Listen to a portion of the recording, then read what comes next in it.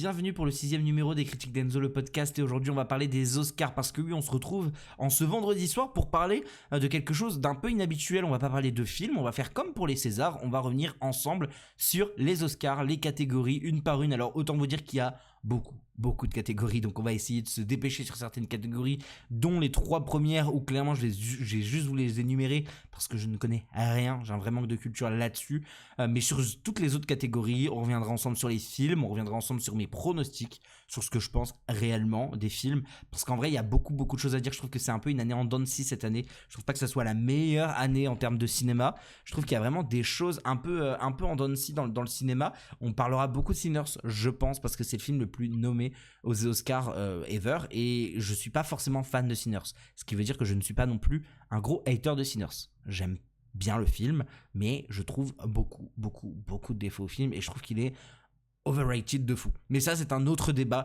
Moi, je vous propose qu'on commence directement parce que vraiment, il y a beaucoup de catégories à parler. Et je pense que la première catégorie dont on va pouvoir parler, c'est le meilleur court-métrage. Et du coup, dans cette catégorie-là, on a 5 nommés. On a Butcher Stan, on a A Friend of Dorothy, on a Jane Austen Period Drama, on a The Singers, et on a Two People Exchanging Salive. C'est 2 hommes qui échangent de la salive. Et ça a été, entre autres, un film qui était aussi nommé au César. Est-ce que ça a gagné les Césars? J'ai un vrai doute. Est-ce que j'ai encore le fichier pour vous dire ça? Non, j'ai plus le fichier pour vous dire ça. Mais je crois que les 2 personnes qui échangent leur salive a gagné les Césars. En tout cas, c'est un film. Ça représente un peu le cinéma français. Je vais être honnête avec vous, j'en ai vu aucun. Je n'ai aucune idée de quoi parlent ces courts-métrages, donc on va pas passer plus de temps, on va parler des courts-métrages d'animation, et là c'est exactement la même chose au niveau des courts-métrages d'animation. Je n'ai aucune connaissance de tous les films. On a Papillon, on a Forever Green, on a The Girl Who Cried Pearls, on a Richmond Plain, on a The Third Sister. J'ai un accent anglais de merde aussi, hein. C'est très important de se le dire. Pareil, je n'en ai vu aucun, là j'aurai rien à vous dire sur aucun des films, donc je préfère passer directement à la 3e catégorie, et après cette catégorie-là, on va pouvoir un peu plus parler des films. On va parler des meilleurs courts-métrages de documentaires, et on a 5 nommés encore ici. On a All the Empty Room, on a Ahmed Only with the Camera, on a Children No More, et on a The Devil is Busy, et on a Perfectly Strangeness. Vraiment, mon accent anglais, c'est un enfer. Et vous allez le voir quand je vais citer des noms et des noms de films, ça va être un enfer. Mais ça, c'est un autre débat. C'est pareil, là, je n'ai rien à apporter, je ne connais aucun. Ouais, non, j'ai aucune connaissance sur ce qui est présenté là, honnêtement. Je pourrais pas vous aider plus sur qu'est-ce que ça raconte, qu'est-ce qui est pressenti pour gagner. Vraiment, c'était juste pour les énumérer. Mais passons à une catégorie où j'aurais un peu plus d'informations à vous donner, et encore, pas vraiment. C'est le meilleur documentaire, où on a The Alabama Solution, on a Come See Me in the Good Light, on a Cutting Through Rocks, on a Mr. Nobody Again Putin, et on a La Voisine Idéale. Et c'est là-dessus que je vais pouvoir vous parler. Moi, c'est mon pronostic. C'est un peu le doc qui a un peu secoué les États-Unis cette année. On est dans un c'est fou, hein, au bout de 3 minutes d'émission, je vais déjà réussir à parler de politique. Mais on est dans une ère, malheureusement, où le racisme monte en puissance. C'est horrible, c'est vraiment horrible.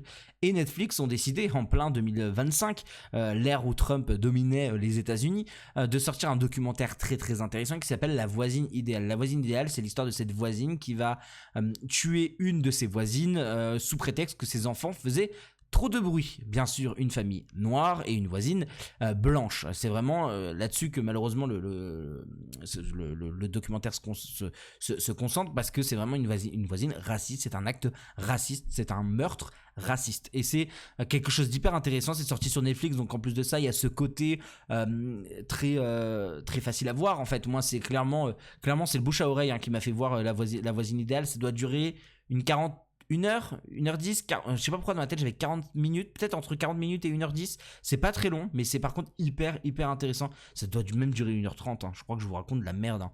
Mais en tout cas, c'est hyper intéressant. Si vous ne l'avez pas vu, je vous invite tous à le voir avant la cérémonie des Oscars, parce que je pense sincèrement que c'est celui qui va gagner, et en plus de ça, c'est celui qui a fait le plus de bruit, et je pense que dans les États-Unis de Trump, c'est ce genre de films qui peuvent faire du bien pour gagner ce genre d'Oscar. On va passer à des catégories où j'aurai un peu plus de choses à dire. C'est le meilleur casting. Au niveau du casting, on a Hamnet, on a Marty Suprême, on a Une bataille après l'autre, on a L'agent secret et on a Sinners. C'est clairement c'est vraiment les 5 films qu'on va retrouver quasiment partout.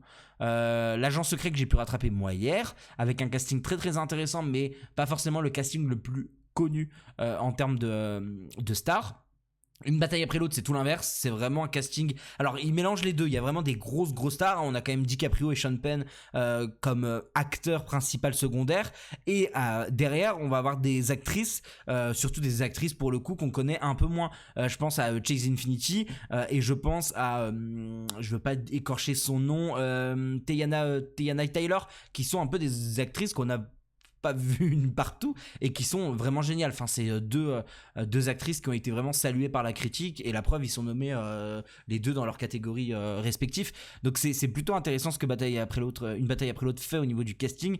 Marty Suprême, c'est pareil, c'est très très bien. Mais c'est vrai que le casting secondaire, alors c'est assez marrant parce que on a Chalamet qui chapeaute le casting principal et tous les gens, on va avoir des non-acteurs. Enfin, je sais que le grand méchant de Marty Suprême, c'est un mec qui joue dans Qui veut être mon associé. Enfin, c'est un mec qui est un vrai actionnaire qui veut être mon associé version US. Et donc c'est hyper intéressant de voir là. On a un casting aussi avec j'ai plus son nom, c'est affreux parce que je l'adore vraiment. Le rappeur Tyler the Creator, très surprenant. Donc vraiment le casting de Marty Suprême, c'est vraiment la surprise. Et Hamnet, c'est clairement le casting de la qualité. Hein. C'est clairement Jessie Buckley, Paul Mescal. Enfin vraiment, c'est le casting de la qualité. Moi, il y en a un film que j'ai pas parlé, c'est Sinners. Pour moi, c'est Sinners qui va gagner. Parce que, et c'est horrible ce que je vais vous dire, je trouve pas que ce soit forcément le meilleur casting. Je trouve Michael B. Jordan très mauvais dans le film. Vraiment, je pèse mes mots, le film me dérange pas. Je trouve Michael B. Jordan pas bon.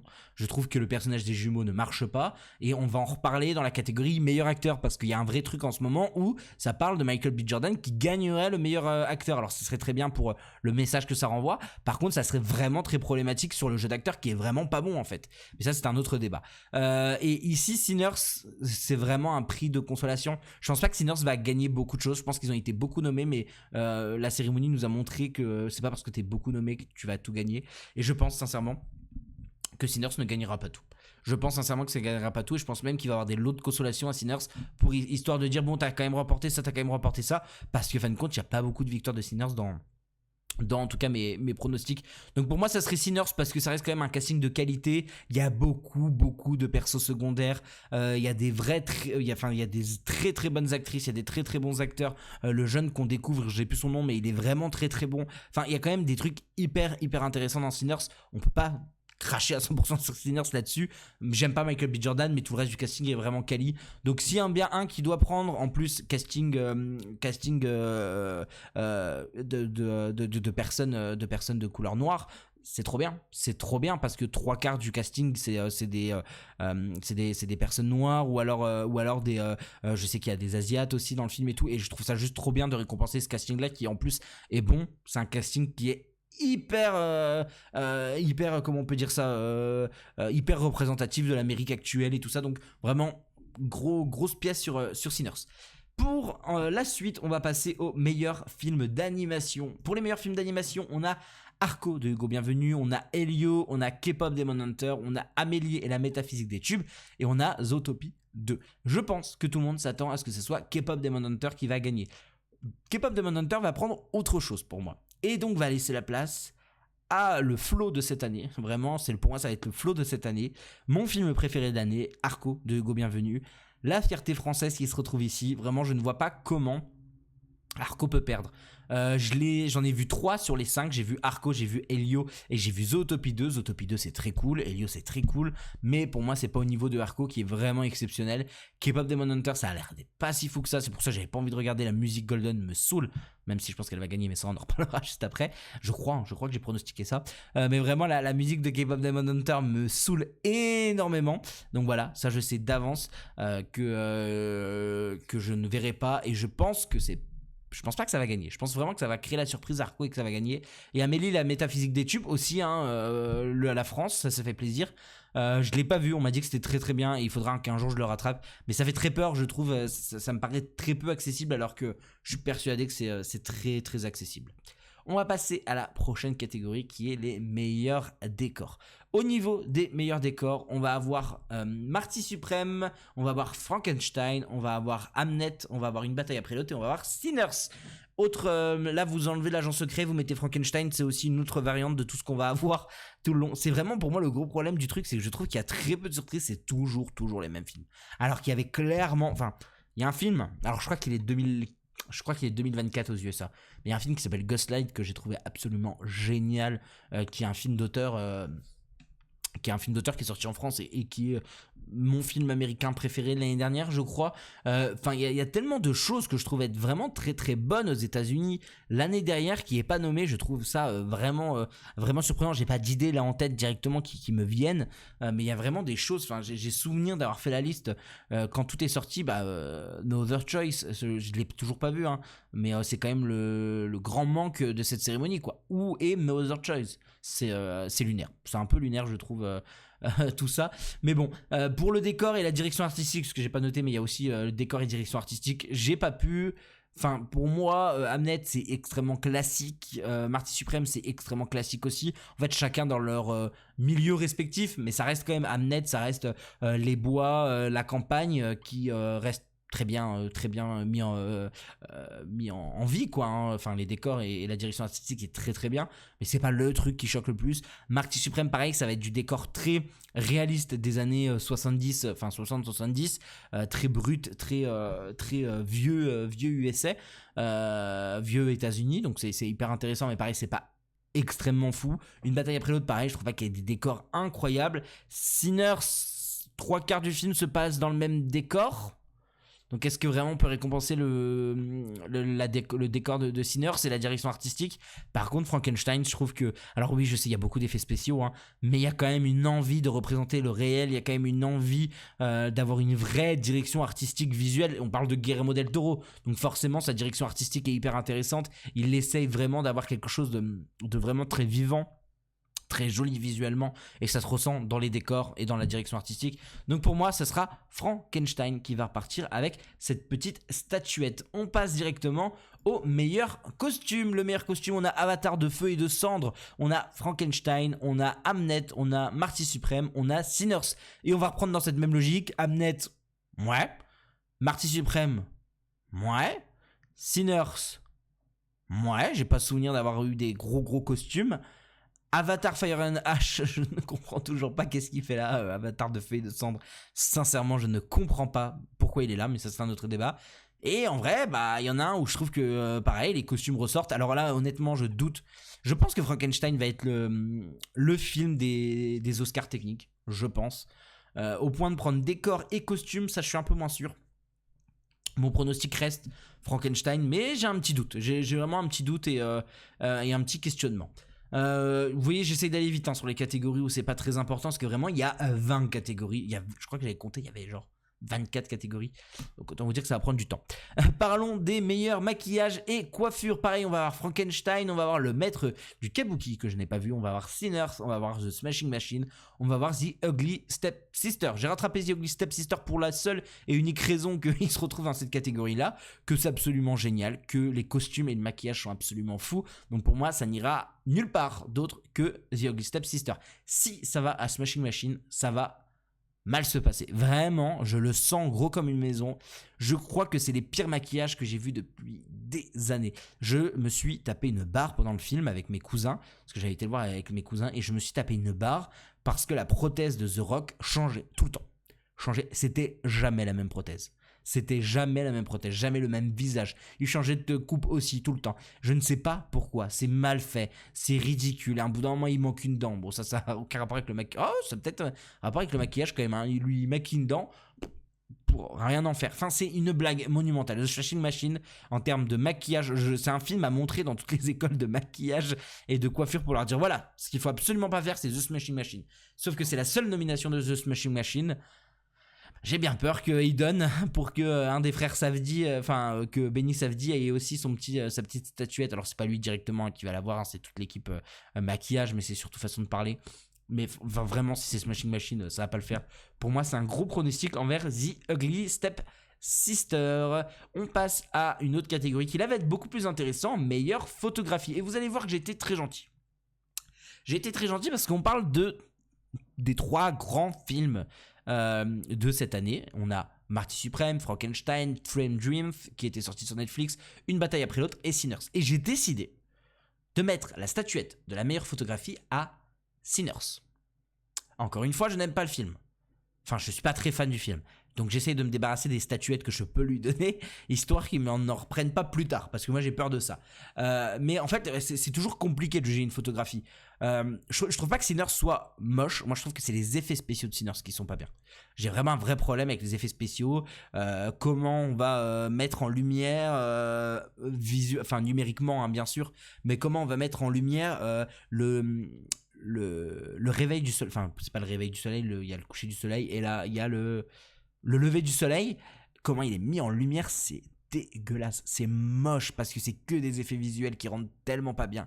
Par contre, visuellement, ça a de la gueule, il y a une vraie direction, de la photographie qui est hyper intéressante. Moi, je pense forcément à la scène du milieu qui est peut-être une des plus belles scènes visuellement que j'ai pu voir depuis bien 5 ans je crois. Bon, ça s'est peut-être fait ça s'est peut-être fait voler par la scène dans 28 ans plus tard, partie 2 qui est vraiment géniale et qui a un peu cette même vibe hein. Moi c'est 2 scènes comme ça qui sont posées en plein milieu d'un film et qui sont en mode waouh, c'est trop bien.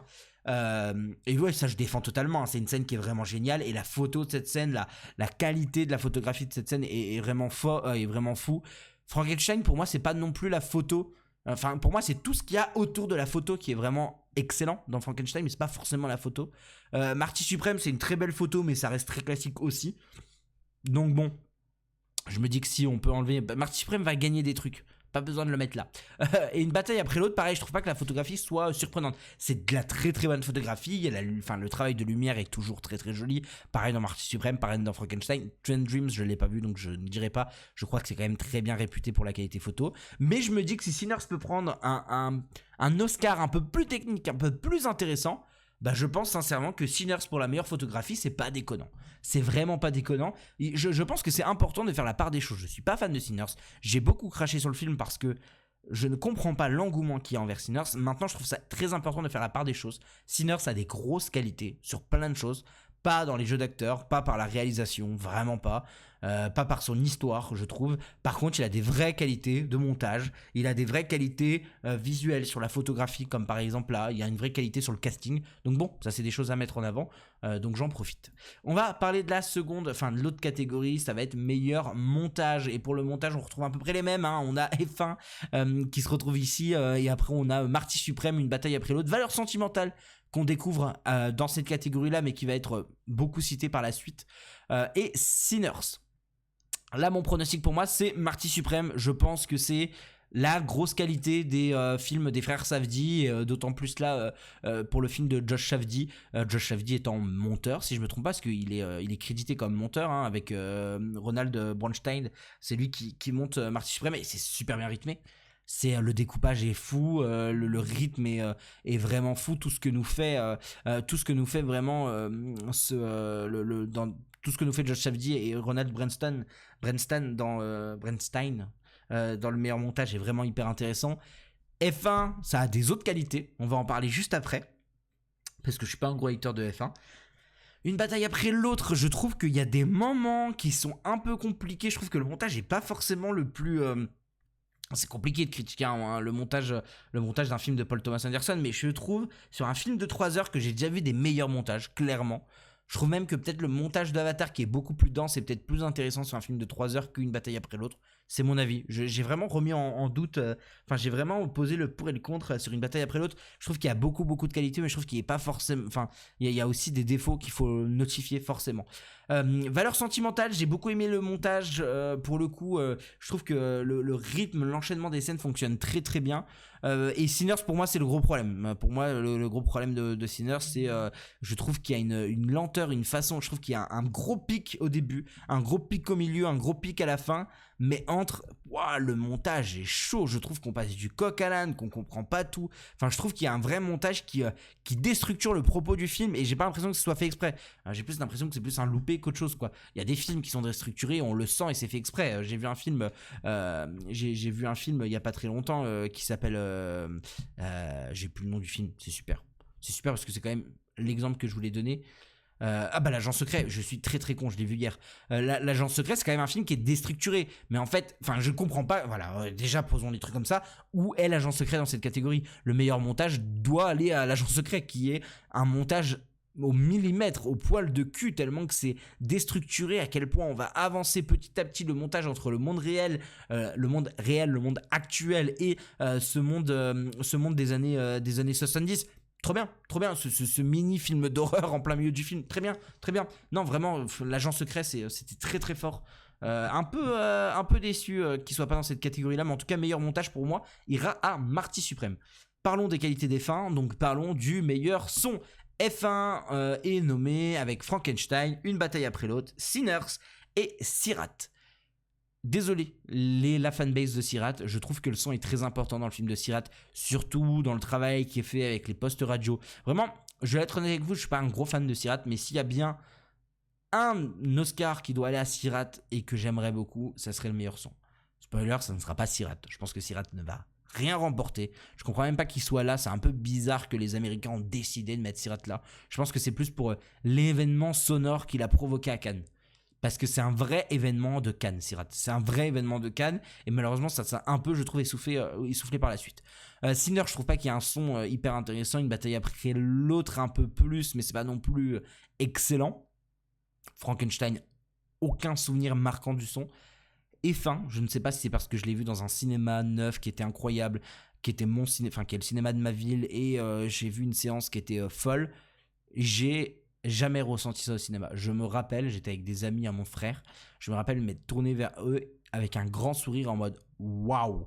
Je sentais les sièges bouger, je sentais le travail du son de la voiture, le travail de chacun du son de chaque voiture qui va être rajouté en post-prod. Je le sentais, je l'écoutais, j'avais le siège qui tremblait tellement le son était réaliste, était bien. J'ai kiffé le son de F1. J'ai kiffé le son de F1 et j'ai pas trop kiffé le film non plus. Je trouve pas que ce soit un énorme chef-d'œuvre. Je trouve qu'il est chouette, mais sans plus. Je vais pas faire des éloges de F1, mais le son est super. Et je trouve que les gens qui discréditent le film par rapport au son, pour le coup, là je vous comprends un peu moins parce que j'en ai vu. Pour moi, c'est vraiment le gros point fort de F1.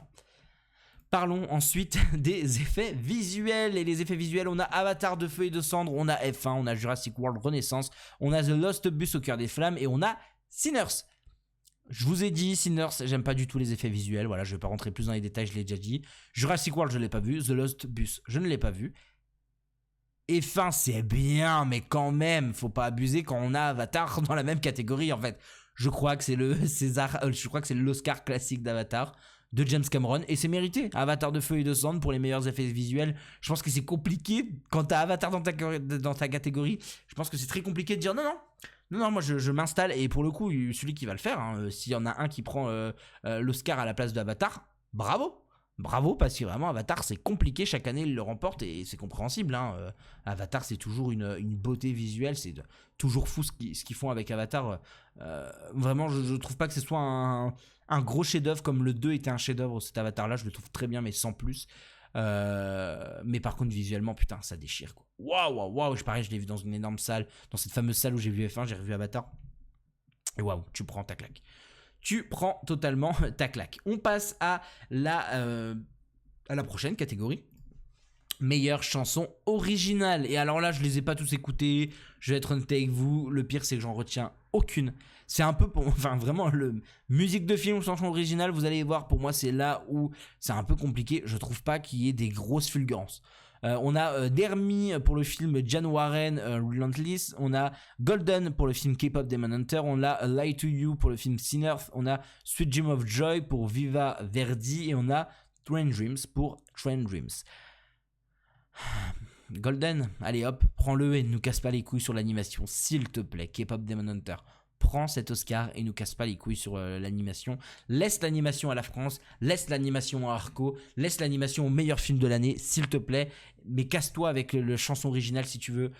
Je l'entends partout, je supporte plus la musique, je la déteste, mais les gens vont voter des K-pop Demon Hunter, j'en suis quasi sûr. En vrai, j'ai pas grand chose à dire, les autres, j'en ai aucun souvenir. Et en vrai, je vais avoir un peu la même chose à dire sur la prochaine catégorie, les meilleurs films de films, les meilleures musiques de films. On a la musique de Bugonia, on a la musique de Frankenstein, on a la musique de Hamnet, on a la musique d'une bataille après l'autre, on a la musique de Sinners.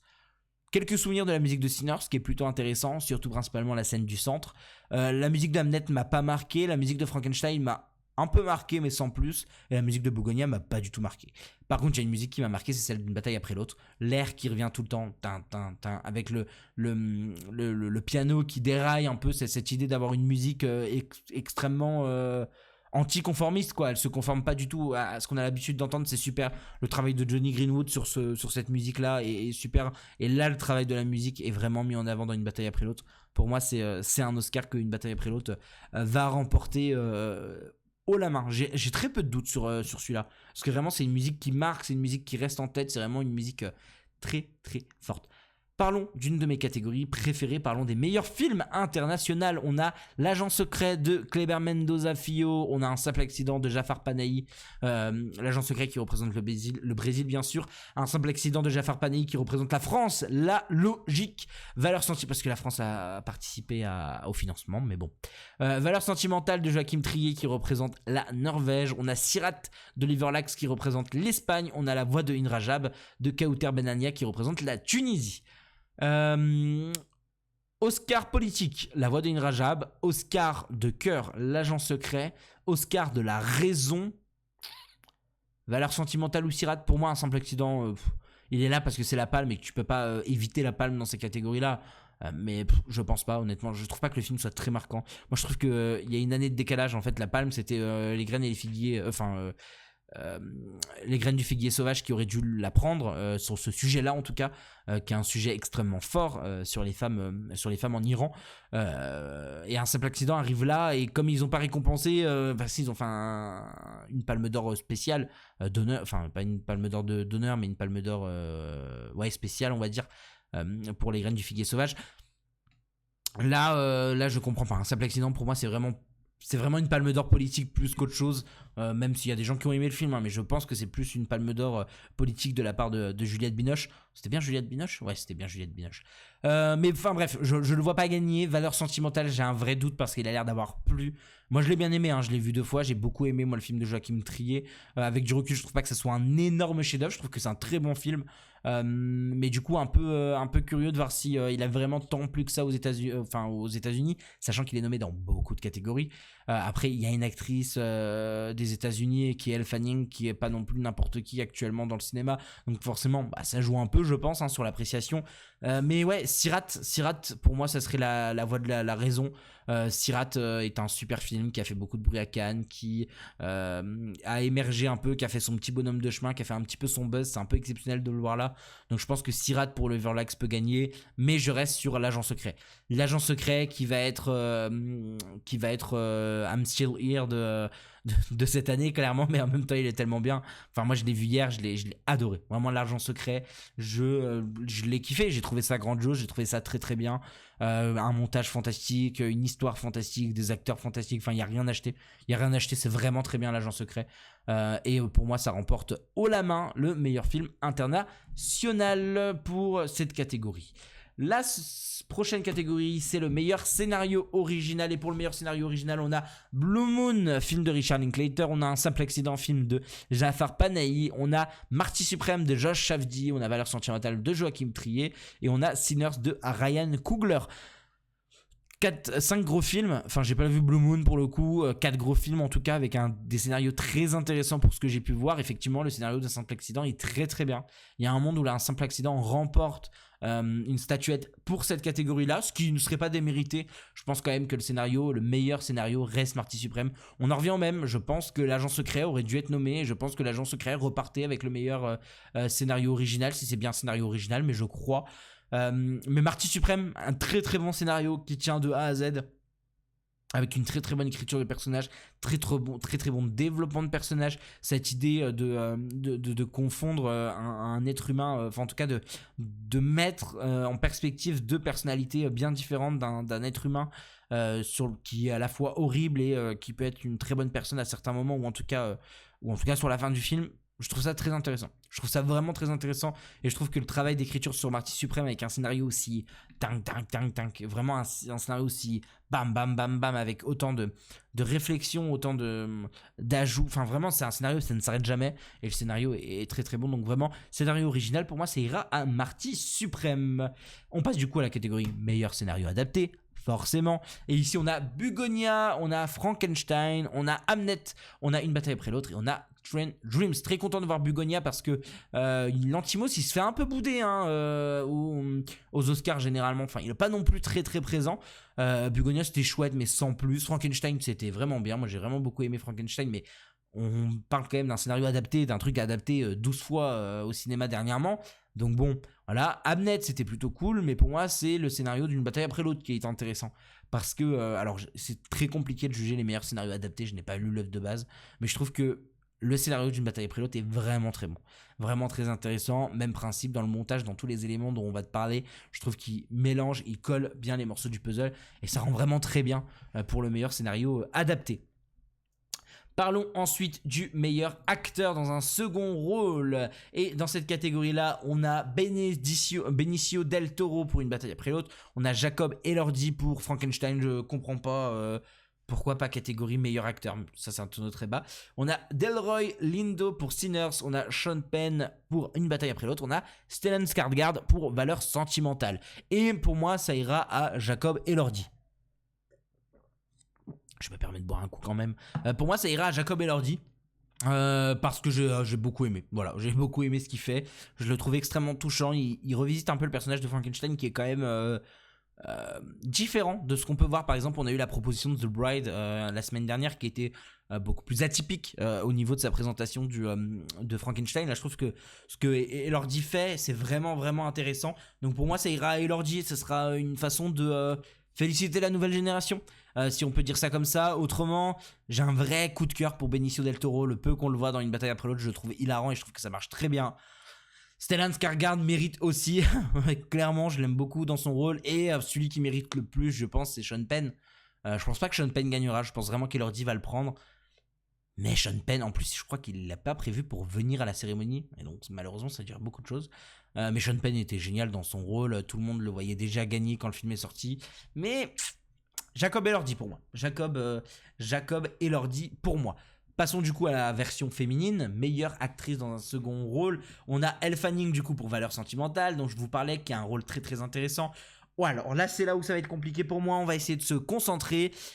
On a Inga Ipsdotter Lil As pour Valeurs sentimentales. On a Amy Madigan pour Weapons. On a Yumi Mosaku pour Sinners. Et on a Teyana Taylor pour Une bataille après l'autre. Il y a des choses que je comprends pas. Vraiment, Amy Madigan, même si ça a fait le buzz, j'ai vraiment l'impression que c'est un buzz très États-Unis. Parce que nous en France, j'ai pas l'impression d'avoir beaucoup ressenti le buzz Amy Madigan dans Weapons. Je ne comprends pas parce que vraiment je trouve que c'est le perso le plus caricatural, le moins intéressant, et enfin, vraiment j'aime pas du tout ce perso. Enfin, pas que j'aime pas du tout ce perso, mais c'est le perso qui m'intéresse le moins dans Weapons, quoi. Enfin, je trouve que le perso de la jeune, j'ai plus son nom. En plus, je l'adore, c'est une super actrice. J'ai plus son nom, ça me rend fou. Et beaucoup plus intéressant, quoi. Le personnage principal, enfin, qui est. Ouais, perso principal, on peut dire ça comme ça. Dans un film choral, c'est toujours compliqué de parler de perso principal. Mais je la trouve 1000 fois plus intéressante que Amy Madigan. Mais ça, c'est autre chose. Pareil, Yumi Mosaku. Je trouve pas que ça soit le rôle le plus intéressant dans Sinners. Enfin, sincèrement, c'est pas celui que je retiens. Teyana Taylor, c'est super. Teyana Taylor, c'est très, très, très, très bien. Mais où est Chase Infinity? Où est Chase Infinity? Parce qu'elle est ni dans meilleure actrice, elle est ni dans meilleure actrice dans un second rôle. Où est Chase Infinity? Qui est 1000 fois plus intéressante que Teyana Taylor. 1000 fois. Alors elle est très bien, Teyana Taylor. Mais elle est tellement mieux, Chase Infinity. Je ne comprends pas. Je ne comprends pas pourquoi Chase Infinity est pas là. C'est autre chose. Mais en tout cas, moi, mon pronostic va sur Inga Ipsdotter Lil As. J'adore Elle Fanning, mais je la trouve qu'on la voit trop peu dans Valeurs sentimentales. La sœur dans Valeurs sentimentales est fantastique. De toute façon, les deux actrices, que ce soit Reinette Reinsve et Ibsdotter, les deux actrices sont fantastiques. Mais alors, Ibsdotter dans ce film, c'est une folie. Je la trouve excellente. Pour moi, il faut que ça soit elle qui gagne, comme ça on donne quelque chose à valeur sentimentale. Et pour moi, ça serait vraiment le plus logique. Elle est vraiment, vraiment super.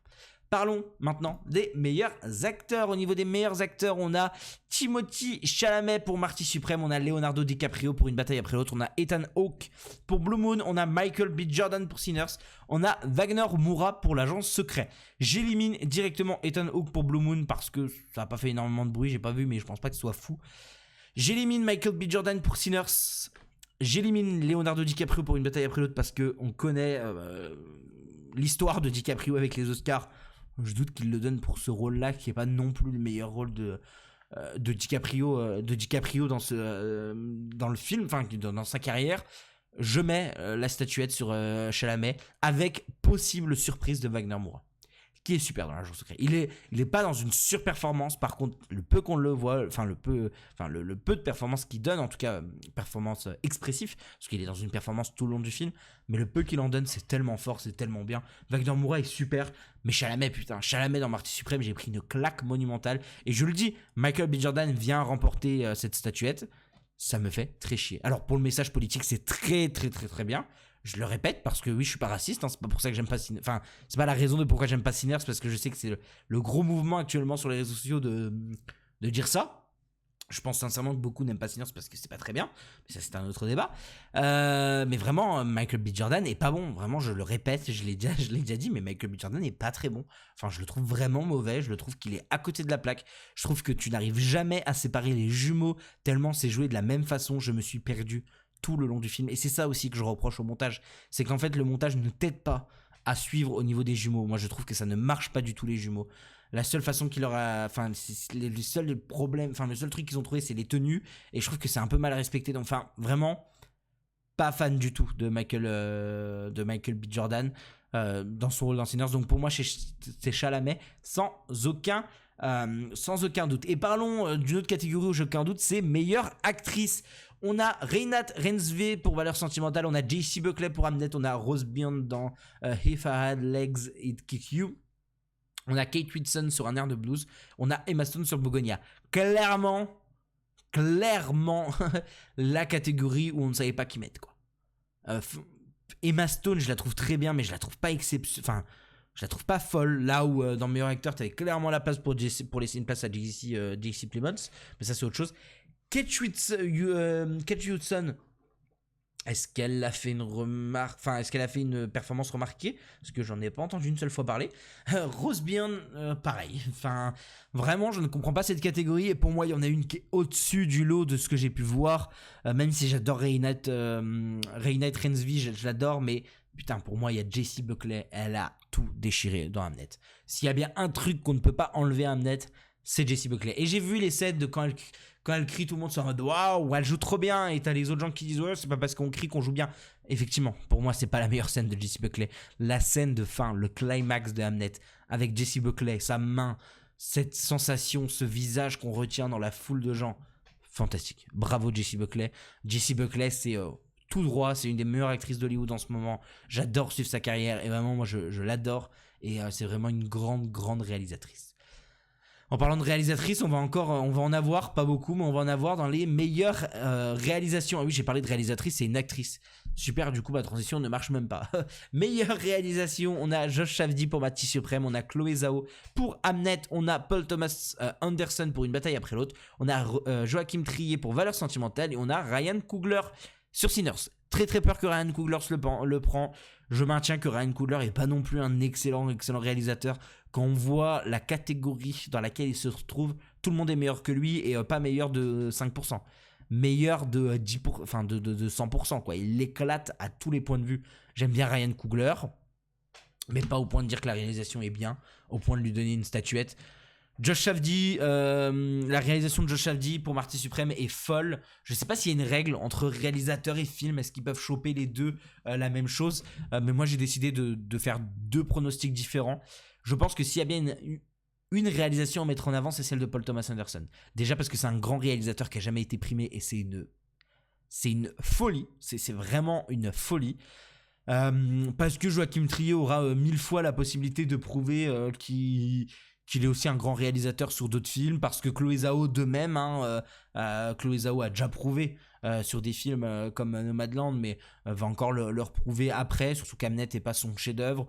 Josh Safdie va, pour moi c'est tout tracé, je pense que Marty Suprême va remporter meilleur film. Voilà, je balance, je pense que le meilleur film sera pour Marty Suprême, pour ça que je vote pas Josh Safdie ici. Pour moi, Paul Thomas Anderson. Paul Thomas Anderson, le choix de la logique, le choix de la raison, pour moi c'est ce qu'il y a de plus logique. Et parlons du coup du meilleur film. Voilà, le meilleur film, là il y a de la catégorie. Là sur le meilleur film, il y a vraiment beaucoup de catégories. On va avoir Bugonia de Yorgos Lanthimos, on va avoir F1 de Joseph Kosinski, on va avoir Frankenstein de Guillermo del Toro, on va avoir Hamlet de Chloé Zhao, on va avoir Marty Suprême de Josh Safdie, on va avoir Une bataille après l'autre de Paul Thomas Anderson, on va avoir L'agent secret de Kleber Mendoza Filho, on va avoir Valeurs sentimentales de Joachim Trier, on va avoir Sinners de Ryan Coogler et on va avoir True Dreams de Clint Bentley. Faisons point par point, c'est simple, il y a un film que j'ai pas vu là-dedans, c'est Trend Dreams, donc déjà je l'élimine, et je pense pas que ça va gagner. Bugonia, c'est très cool, mais c'est pour moi un film mineur dans la carrière de Yorgos Lanthimos, clairement pas son meilleur. Je pense même que Kinds of Kindness était beaucoup plus intéressant. C'est un autre débat parce que je sais que le film s'est fait détruire. Donc Bugonia pour moi, pas de chance. F1, non, c'est juste le blockbuster qu'on a mis ici pour dire qu'on a mis un blockbuster. Kosinski est beaucoup aimé, je pense, par Hollywood, donc voilà, c'est pour ça qu'ils l'ont mis ici, mais il n'y aura rien pour F1. Frankenstein, c'est très chouette. Pareil, je trouve que ça reste un film mineur dans la filmo de Guillermo del Toro, qui a fait que des mastas dingueries. Donc vraiment, il est trop fort. Guillermo del Toro est trop fort. Hamnet de Chloé Zhao, c'est pas le chef-d'œuvre de. En fait, je vais dire ça à tous les films, mais c'est pas le chef-d'œuvre de Chloé Zhao. C'est pas le chef-d'œuvre de Chloé Zhao. Chloé Zhao a fait mieux. C'est bien, mais c'est pas le chef-d'œuvre de Chloé Zhao. Bon, après, Steven Spielberg est le réalisateur. Est-ce que c'est pas tout droit Est-ce que c'est pas tout droit pour Chloé Zhao? C'est un autre débat. Marty Suprême de Josh Safdie, le gagnant. Voilà, c'est simple. Je pense que le but va être de rafraîchir un peu les Oscars et donner ça à Josh Safdie. Enfin, c'est un peu compliqué parce que Josh Safdie, on en avait discuté ensemble, mais il a des casseroles au cul, dernièrement. Alors, c'est un peu compliqué les histoires, je vais pas rentrer dedans, allez vous renseigner. Mais est-ce qu'ils vont le faire gagner meilleur film, du coup? Sachant que 3/4 du temps, c'est les producteurs qui prennent l'Oscar, c'est pas directement le réalisateur. Donc, gros doute, mais Marty Suprême, c'est vraiment très bien. Pour moi, c'est le film qui devrait gagner. Une bataille après l'autre, j'ai donné la raison. Pour moi, ce sera plus le réalisateur qui va le prendre. Je trouve pas que ce soit le meilleur film de l'année. L'agent secret a clairement sa place d'underdog dans cette série, dans cette catégorie. Pour moi, s'il y a un film qui peut choper la statuette et qu'on s'y attend pas, c'est L'agent secret de Kleber Mendoza Filho. Je vous rappelle que c'est Anora qui avait chopé la statuette l'année dernière. C'était un peu le film un peu sorti de nulle part. Donc ça me choquerait pas de voir L'agent secret de Kleber Mendoza Filho choper. Et ça serait avec plaisir. Valeurs sentimentales de Joachim Trier, nada, je ne pense pas. Je crois même que je l'ai pas vu, mais l'autre film de Joachim Trier et à ce qui va, Julien 12 chapitres est beaucoup plus intéressant, donc ça aurait pas de sens que là il gagne là, mais pas pour Julien 12 chapitres. Sinners, vous avez mon avis, je vais pas rentrer dedans. Pour moi, c'est loin d'être un grand film, c'est un très bon blockbuster, c'est un bon film, mais sans plus. Et True Dreams, je vous l'ai dit, je l'ai pas vu, donc pour moi le pronostic va à Marty Suprême. Voilà pour tout ce qu'on a, toutes les catégories. On a réussi à revenir sur toutes les catégories en 45 minutes, ça c'est fou. C'est fou ce que j'ai pu faire, vraiment. Mais voilà, comme ça au moins vous avez mon avis sur tout. On a pu voir chaque catégorie. Et ce qu'on va faire, c'est que dimanche soir sortira un épisode, donc l'épisode 7 de ce podcast. Sortira l'épisode 7 de ce podcast où on reviendra sur One Piece en totalité. Donc je reviendrai épisode par épisode sur mon avis sur la saison 2. Ça ira très vite, vous inquiétez pas. Mais comme ça, on pourra parler de la saison 2 sans vous spoil, mais vous parler un peu de mon avis. On parlera de l'agent secret de Kleber Mendoza Filho, j'aurai beaucoup plus de choses à vous dire, et je vous parlerai, alors c'est possible que le podcast sort un peu plus tard, genre vers 21h, 22h, parce que je vous parlerai aussi de Projet Dernière Chance de Phil Lord et de Christopher Miller, que je vais voir en avant-première dimanche après-midi, donc il se peut que quand je sorte, ça soit un peu trop tard ça soit un peu tard, et que du coup le temps que je tourne et que je le publie, ça risque d'être compliqué. Donc ça, c'est pour ce qu'on va parler de la semaine prochaine. Donc j'aurai pas le temps de vous parler des Oscars. Les Oscars auront lieu, enfin ce qu'on parlera dimanche. Les Oscars auront lieu la nuit. Ce que je vais faire, c'est que soit je vous fais un épisode spécial pour vous parler de la cérémonie, ce que je doute. Voilà, je vais être honnête avec vous. Je pense juste que dans l'épisode du 22 mars, donc qui sortira pas dimanche là, l'autre d'après, je ferai 10-15 minutes pour vous parler de la cérémonie, pour vous parler de ce que j'en ai pensé, comme j'ai pu faire pour les Césars, et comme ça ce sera plus facile, sachant que mon TikTok existe et que je risque de vous partager mon avis le matin en me réveillant sur quelques sélections, quelques gagnants qui a eu lieu. Si Sinners remporte tout, il y a des chances que vous voyez des TikTok popper sur mon compte TikTok. Donc voilà, n'hésitez pas, les critiques d'Enzo sur mon compte TikTok. Et j'en profite, mais laissez des avis sur les podcasts, ça me fait plaisir. Ça booste aussi la visibilité du podcast, donc n'hésitez pas. Et si vous regardez ça sur YouTube, lâchez un like, lâchez un commentaire, au moins comme ça, le référencement fonctionne. Je vous remercie. On se retrouve, nous, dimanche pour parler de One Piece, de l'agent secret et de Projet Dernière Chance. Je vous souhaite une bonne soirée et surtout des bons Oscars. Merci à vous de m'avoir suivi et à dimanche.